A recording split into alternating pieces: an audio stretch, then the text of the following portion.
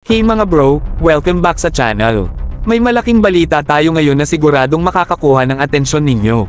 Ang Elbit Systems, isang malaking pangalan sa defense industry, ay nakuha ang isang kontrata na nagkakahalaga ng humigit kumulang $270 million. Ang deal na ito ay magdadala ng rocket artillery sa isang international customer.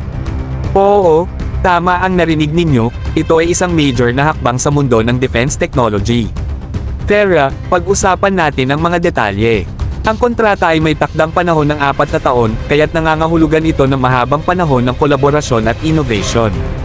Hindi lang basta malaki ang numero, ito rin ay tungkol sa mga strategic partnerships at advancements na kasama nito. Kilala ang Elbit Systems sa kanilang mga cutting-edge na teknolohiya, at ang kontratang ito ay nagpapalakas ng kanilang posisyon sa global stage. Maraming usap-usapan kung aling bansa ang magiging recipient ng high-tech artillery na ito. Ang Pilipinas ay isa sa mga pinag-uusapan, lalo na't may kasaysayan ng arms deal sa pagitan ng Israel at Pilipinas. Pero eto ang twist, wala pang kumpirmasyon. Maaaring Pilipinas na, o baka ibang bansa pa. Ang tiyak, hindi pa natin alam ang eksaktong detalye ng customer. Ano ang ibig sabihin nito para sa defense industry? Una sa lahat, ito ay nagpapakita ng tumataas na halaga ng advanced weaponry sa modernong military strategies. Ang rocket artillery ay hindi lang tungkol sa firepower, ito ay tungkol sa precision at efficiency sa parehong offensive at defensive operations.